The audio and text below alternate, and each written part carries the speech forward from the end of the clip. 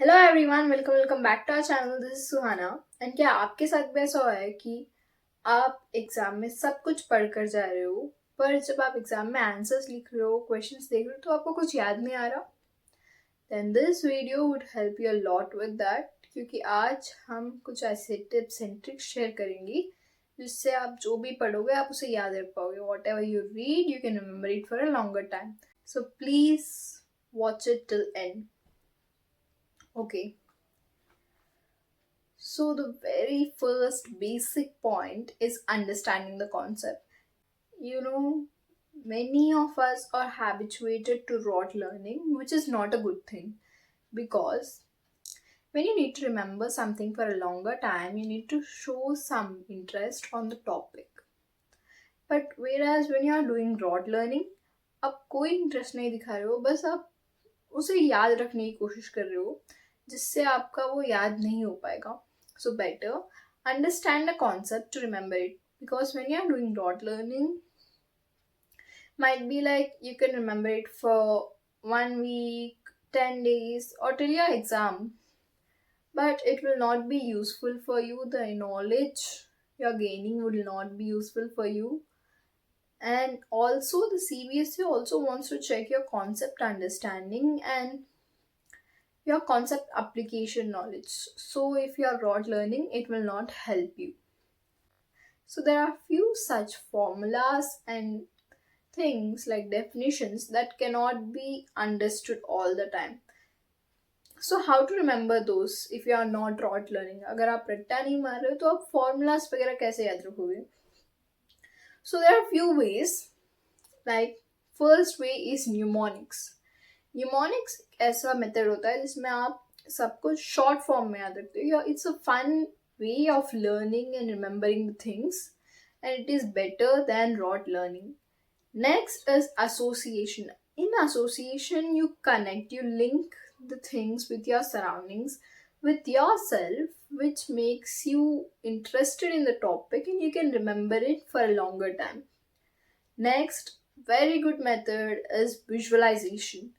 In visualization, you visualize you being in that particular situation, and you imagine everything happening around you which connects you with the topic, and you can remember it for a longer time.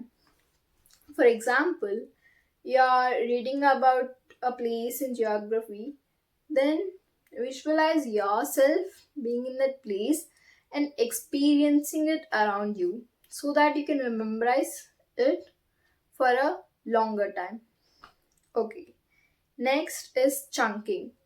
You know, हम सारे chapter को एक ही बार पढ़कर तो याद नहीं कर सकते, तो better we can remember it in the form of topics. पहले ये टॉपिक, फिर ये टॉपिक, फिर ये topic, so that you can efficiently remember it in a better way. Next is teaching yourself. See, when you are teaching it to yourself, you need to understand in a better way. Not only to yourself, but if you are teaching it to anyone else, you need to understand it in a better way. So, try to teach yourself so that it would be a reason by which you can understand it in a better way and remember it in a better way. Next is flashcards. Flashcards are nothing but a piece of paper. You can take a piece of paper or some white page and write all the important points in it.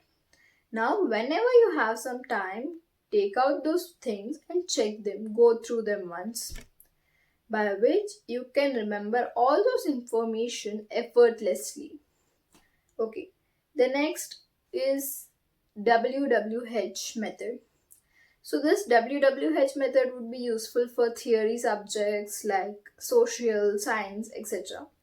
And this, what you do is, if you are reading about a particular event or if you are reading about a particular process, first, what? The first W from WWH is what. You understand that what is it and what is happening here. Then you question why. Why is this happening? Why is this process important? Or why is this event happening? Etc. Next is how the process is going on, or how is the event going on. So these are few basic questions which if you'll ask, you'll get the interest in the topic and you'll also read it in a better efficient way. So do use WWH method for concepts. Next is understanding. Sorry. Next is note making. When you're reading or understanding or learning something, as many senses you use, you remember it in so much better way, because your senses connects the thing with your brain, connects the thing to you, so that even if you forget something, you remember that yeah, I was writing on that notes. And also you can preview that notes afterwards, that is helpful for you. Next is question making. For example, you have read a page in your NCRT textbook. Now write down all the questions that can be made from that particular page, so that when you are revising, you can just see those questions and revise the topic in a flash. Next is question practice.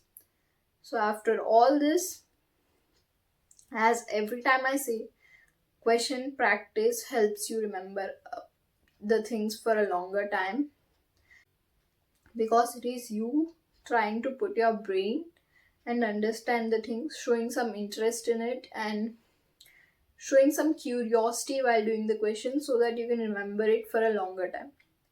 And the last one is active recall. So whenever you're ending your day, like before going to bed, make sure to once recall whatever happened in that particular day, what were important, and what are the things that you learned newly on that day, and what is the new concept that you have learned, so that you can improve your remembering power or your memory power, and also have a quick revision of your day. So this were the tricks for today. And if you like this video, do comment something and subscribe our channel. Do comment that in about what do you need, with what I can help you the next, so it would be useful for you.